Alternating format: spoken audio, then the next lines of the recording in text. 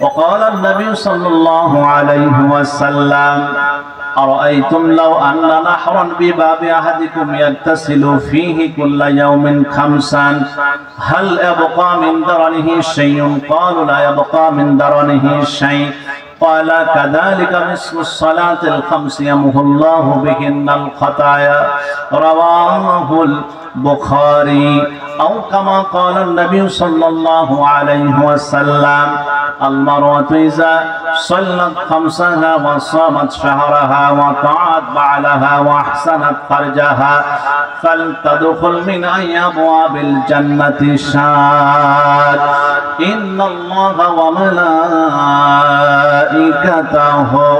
يصلون على النبي يا أيها الذين آمنوا صلوا عليه وسلموا تسليما.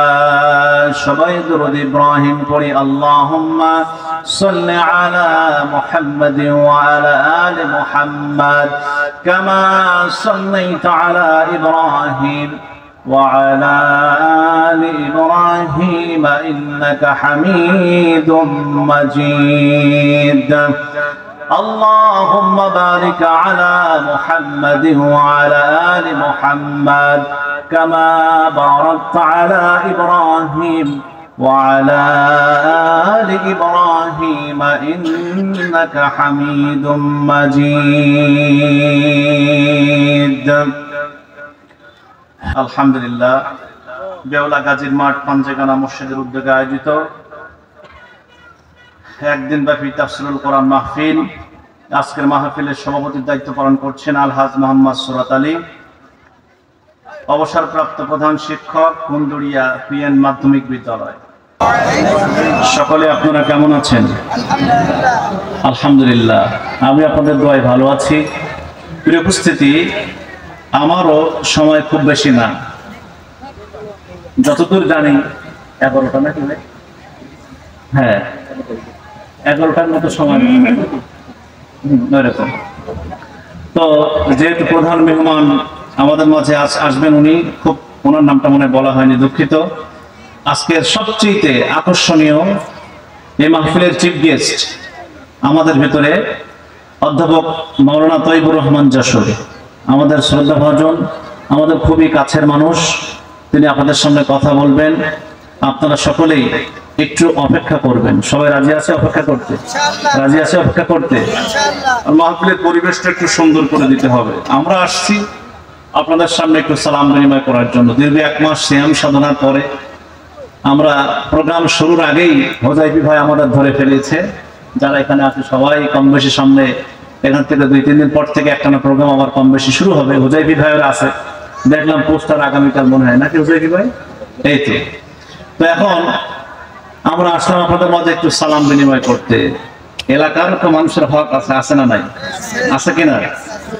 তো যে বক্তাগুলো এখানে আছে সবার যদি 2 ঘন্টা করে টাইম দেন, তার রাত শেষ হবে কিন্তু বক্তার আলোচনা শেষ হবে না, ঠিক কিনা? আর আপনারা যে যাই বলেন, ওই কথায় আছে না, গোয়াল ধারার ঘাস গরুতে খায় না, ঠিক আছে? তো হয়তো আপনাদের কাছে আমরা খুবই অত সম্মানের না, আর অত সম্মান দুনিয়ায় দরকারও না, ঠিক আছে? তো আমরা যারা আছি আলহামদুলিল্লাহ, আল্লাহর মেহেরবানিতে আমরা বাইরে প্রোগ্রাম করি সবসময়। সাতক্ষীরার ছেলেরা যেখানেই যায় আলহামদুলিল্লাহ ভালো কিছু সেখান থেকে আশা করে সবাই, তাদের প্রশংসা সবসময় থাকে, আলহামদুলিল্লাহ বলে। আপনাদের সন্তান, আপনাদের মাঝে আমরা বেড়ে উঠেছি, আপনাদের দোয়া নিয়ে চলি। তো আপনারা আমাদের সবার জন্য দোয়া করবেন। এখানে যারা বসা আছি, বক্তাদের সামনে ওয়াজ বক্তারা করতে পারেন। তো কয়েকটা আয়াত আমি তেলাওয়াত করেছি। চলুন ওই আয়াতগুলো থেকে আমাকে যে ভাই যে দিক নির্দেশনা দিয়েছে এখানে মেম্বার সাহেব কথা বলার পরে, সেই দিক নির্দেশনা অনুযায়ী আমি কিছু কথা বলবো জান্নাত এবং জাহান্নাম কেন্দ্রিক। শুনতে রাজি আছেন? শোনা যাবে ইনশাআল্লাহ। শুকরিয়া করব সর্বপ্রথম সে মহান রব্বুল আলামিনের দরবারে, যিনি আপনাকে আমাকে এই অবস্থায়, সুন্দর প্রতিকূল অবস্থার মধ্য দিয়েও আপনাকে আমাকে এখানে বসার এবং আসার তৌফিক দিয়েছেন। সকলে বলছে আলহামদুলিল্লাহ। আবারও বলছে আলহামদুলিল্লাহ। শুনতে এসেছি একটি কিতাবের আলোচনা। বলুন তো সেই কিতাবের নামটা কি? একটু আওয়াজ বাড়ায় দেন। আরো জোরে বলেন, আরো জোরে কম। এতগুলো মানুষ যেভাবে আওয়াজ দিচ্ছেন, মনে হয় আপনারা আমাদের প্রতি খুশি না যে আমরা কথা বলি। তারপরেও যেহেতু ভাই আমাদেরকে উঠাই দিয়েছেন, দু একটি কথা বলতে হবে, আর আপনাদের একটু শুনতে হবে মনোযোগ সহকারে। কিছুক্ষণ সময় একটু বিরক্ত করব। আল্লাহ তাআলা এই কোরআনুল কারীমের মধ্যে যেখানে জান্নাতের কথা বলেছেন, তার পাশে আবার জাহান্নামের কথা বলেছেন। সুবহানাল্লাহ বলেন। আল্লাহ তাআলা যেখানে মুমিনদের কথা বলেছেন, তার পাশে আবার মুনাফিকদের কথা বলেছেন। মুমিনদের শানে আল্লাহ সূরা নাজিল করেছেন, আবার মুনাফিকদের শানেও সূরা নাজিল করেছেন। আছে না নাই? হ্যাঁ, সূরা মুমিনুনও আছে, সূরা মুনাফিকুনও আছে, আবার সূরা কাফিরুনও আছে। আছে না নাই? আল্লাহ তাআলা যেখানে ডান দিকের কথা বলেছেন কোরআনে, সেখানে আবার পাশাপাশি বাম দিকের কথাও বলেছেন। যেখানে ইহদিনাস সিরাতাল মুস্তাকিমের কথা বলেছেন, তার পাশে আবার দলালার কথা, খারাপ পথ, ভ্রান্ত পথ, সে পথের কথা বলেছেন। সুতরাং আমরা চলুন কোরআন এবং হাদিস থেকে যে আয়াতগুলো তেলাওয়াত করেছি, সেই আয়াতগুলোর ব্যাখ্যা বিশ্লেষণ কোরআন হাদিস থেকে শুনবো ইনশাআল্লাহ। আমা তাওফিক ইল্লা বিল্লাহ, আলাইহি তাওয়াক্কালতু ওয়া ইলাইহি উনীব। ভরসা করব কার উপরে?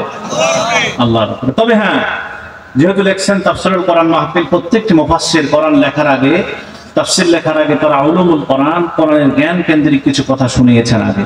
আমরা একটি কথা বলেই মূল আলোচনায় ঢুকে যাব ইনশাআল্লাহ।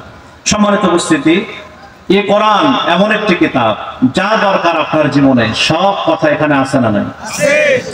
জোরে বলেন, আছে না নাই? আছে। আপনার বিজ্ঞান দরকার, বিজ্ঞানের কথা কোরআনে আছে, সব কথা আছে।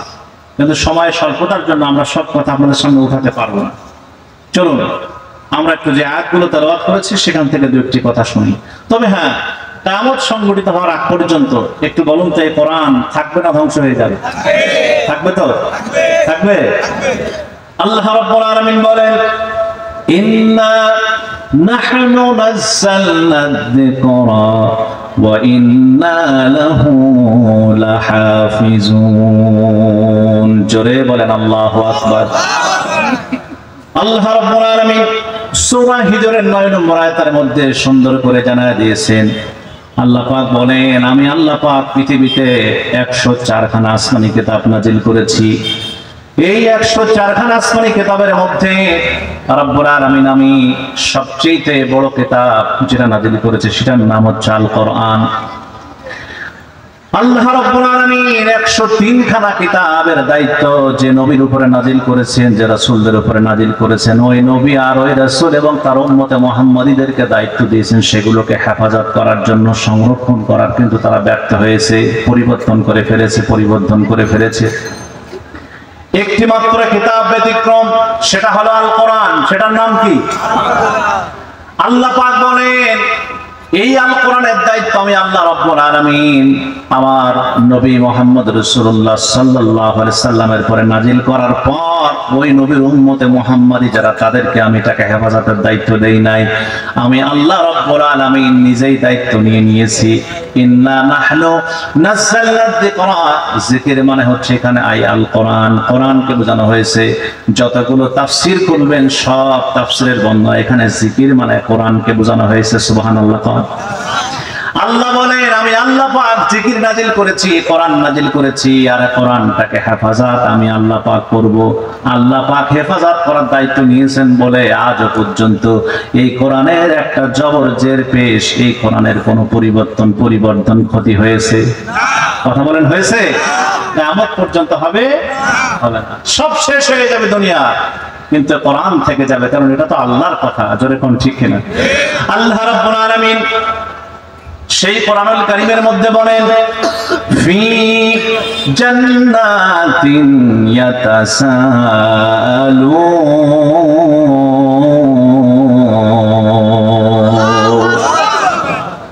আল্লাহ রাব্বুল আলামিন শুরুতেই সূরা মুদ্দাসসিরের 41 থেকে 46 নম্বর আয়াত পর্যন্ত তেলাওয়াত করেছি। শুরুতেই মহান রব্বুল আলামিন এই আয়াতগুলো শুরুতে আল্লাহ পাক বললেন জান্নাতীদের কথা বলেছেন। কাদের কথা? কাদের কথা? আমরা জান্নাত যেতে চাই। কারা কারা চাই না হাত তোলেন। হ্যাঁ, যাক আপনারা খুব অ্যাক্টিভ। কারা কারা চান এবার হাত তোলেন।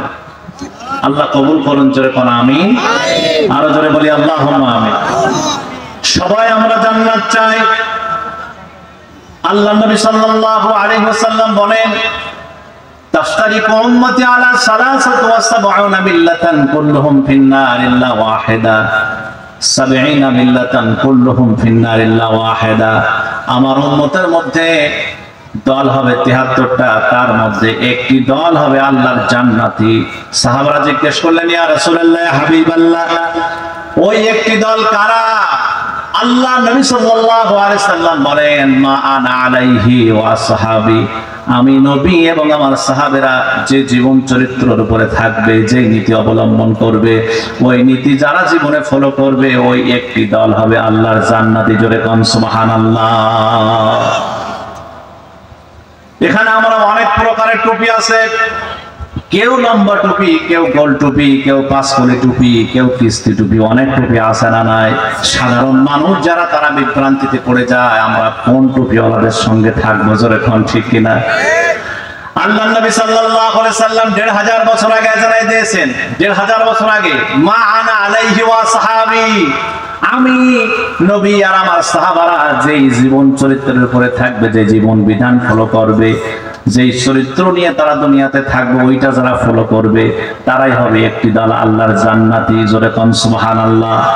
আল্লাহ নবী সাল্লাল্লাহু আলাইহি সাল্লাম শুধু কি কোরআনের দাওয়াত মসজিদে দিয়েছেন, না মসজিদের বাহিরেও দিয়েছেন? কথা বলেন না কয়বার? কথা বলেন। মসজিদের ভিতরেও না বাহিরে? ভিতরেও দিয়েছেন, বাহিরেও দিয়েছেন, সব জায়গায় নবীজি আমার দাওয়াত দিয়েছেন। অথচ আমরা কি করি? মসজিদের ভিতরেই শুধু সুবহানাল্লাহ, আলহামদুলিল্লাহ, জিকির আজকার এগুলো নিয়ে ব্যস্ত থাকার চেষ্টা করি। এগুলো আছে কিনা? মসজিদের বাহিরের দাওয়াত নিয়ে আমাদের অত গায়ে জ্বালা নাই, গায়ে ব্যথা নাই, মাথা ব্যথা নাই। আমরা মনে করি সুবহানাল্লাহ, আলহামদুলিল্লাহ, শুধু ইমানের দাওয়াত দিলেই মনে হয় নামাজ, সালাত আর এগুলোর দাওয়াত দিলেই মনে হয় আমরা জান্নাত পৌঁছায় যাব। কিন্তু জান্নাত অত সোজা না। আল্লাহ রাব্বুল আলামিন সুন্দর করে এবার আমাদেরকে জানাচ্ছেন জান্নাত কারা কারা পাবেন, তাদের কথা আল্লাহ পাক সুন্দর করে কোরআনে এখানে জানায় দিয়েছেন। সম্মানিত বন্ধুরা আমার, মুরব্বিরা আমার, যদি আপনি আমি আল্লাহর জান্নাত পেতে চাই, আল্লাহ নবী সাল্লাল্লাহু আলাইহি সাল্লামের 63 বছরের জিন্দেগি গোটাটাই আপনাকে ফলো করা লাগবে, তাহলে আপনি আমি আল্লাহর জান্নাতি হতে পারবো। জোরে কোন ঠিক কিনা?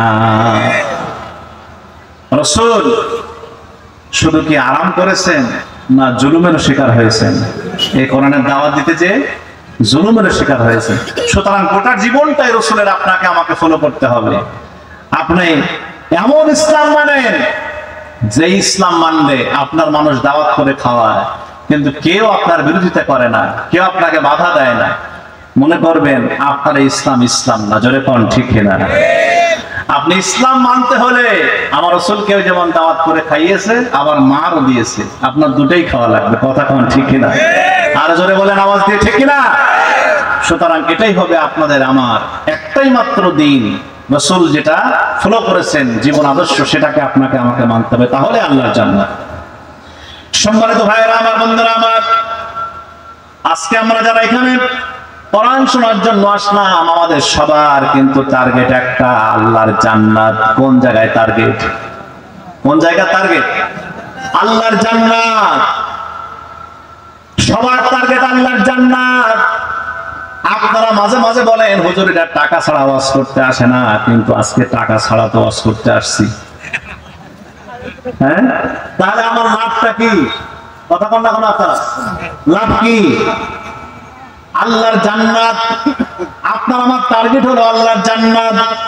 যেই আলেমগুলো দেখতে পাচ্ছেন, আপনারা তো এই অভিযোগগুলো আমাদের দেন, এগুলো বহতান, আমাদের প্রতি মিথ্যা অপবাদ আপনারা দেন যে হুজুরেরা টাকা ছাড়া কোথাও যায় না। কিন্তু যাদেরকে দেখতে পাচ্ছেন যে ভাত আমাদের সবার বাড়ি আছে, আমরা চাইলে 15 দিন মেহমানদারি করতে পারি মানুষের, আলহামদুলিল্লাহ। আমার ভাইয়ের, আমার বন্ধুরা, সবার টার্গেট আমাদের আল্লাহর জান্নাত। কিভাবে পাওয়া যায়? জান্নাত কোথায় আছে? জান্নাত খোঁজ করা। যদি আপনি আমি দুনিয়া থেকে আল্লাহর জান্নাত হাসিল করতে পারি, তাহলে আপনার আমার জীবন সফল। তা না হলে কিন্তু আপনার আমার জীবন ব্যর্থ। যতই আপনি আমি ধনী হই না কেন, আপনি আমি যত বড় শিক্ষিত হই না কেন, যত বড় বিসিএস ক্যাডার হই না কেন, যত বড় এলাকার প্রভাবশালী নেতা হয় না কেন, যত বড় মেম্বার হয় না কেন, এলাকার এমপি হন না কেন, আপনি যত যাই কিছু হন না কেন, যদি আল্লাহর জান্নাত দুনিয়া থেকে হাসিল না করতে পারেন, আপনার এই সম্পদ, আপনার এই সম্মান, আপনার এই প্রভাব প্রতিপত্তি আল্লাহ রাব্বুল আলামিনের দরবারে 4 পয়সাও দাম নাই। জোরে কোন ঠিক কিনা? আমার ভাইয়ের, আমার বন্ধুর, হযরত ওমর ফারুক রাদিয়াল্লাহু তাআলা আনহু বলেন, মান ইতাজ্জা বিমাকানিহি ফালয়ানজুর ইলা ফিরআউন ওয়া মান ইতাজ্জা বিমালিহি ফালয়ানজুর ইলা কারুন ওয়া মান ইতাজ্জা বিনাসাবিহি ফালয়ানজুর ইলা আবি লাহাব ইন্নামাল ইজ্জাতু বিত্তাকওয়া। জোরে কোন আল্লাহু আকবার। হযরত ওমর ফারুক রাদিয়াল্লাহু তাআলা আনহু সুন্দর একটি সংজ্ঞা দিয়েছেন তাকওয়ার। হযরত ওমর ফারুক বলেন, তোমরা দুনিয়ার মানুষ যারা এত ক্ষমতা করে পাগল হয়ে গেছো, অর্থবিত্ত নিয়ে পাগল হয়ে গেছো, তোমরা মনে করতেছো ক্ষমতার মধ্যে মনে হয় সফলতা, অর্থের মধ্যে মনে হয় সফলতা, সম্পদের মধ্যে মনে হয় সফলতা। কিন্তু না না না, বংশীয় পরিচয়, সম্মান, প্রভাব প্রতিপত্তির মধ্যে মনে হয় সফলতা। কিন্তু না না না, সফলতা একমাত্র কিসের মধ্যে? তোমরা ভালো করে একটু শোনো। হযরত ওমর বলেন, তোমরা যারা আজকে ক্ষমতার মধ্যে সফলতা মনে করো, কিছু মানুষ ক্ষমতা করে পাগল হয়ে যাচ্ছে। আমার ভাইরা, টার্গেট হলো আমাদের যে কোনো ভাবেই চেয়ারে থাকতে হবে, ক্ষমতায় থাকতে হবে। জোরে কোন ঠিক কিনা?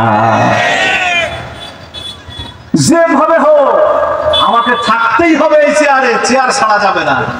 কারণ এদের কাছে কি ক্ষমতায় সবকিছু বড় কিছু। কথা বলেন ঠিক না?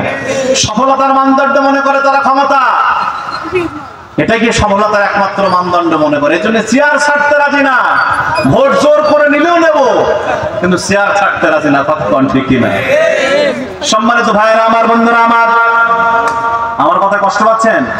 হ্যাঁ, যদি কোনো অভিযোগ হয়, যে অভিযোগ দেবেন সামনাসামনি এসে দেন মেহেরবানি করে। আমি কাউকে ধরে, কাউকে নাম ধরে, কাউকে গালিগালাজ করে এখানে কথা বলতে আসিনি। আমি আপনাদের মাঝে কোনটা সত্যের পথ, কোনটা মিথ্যার পথ সেটা জানাতে এসেছি।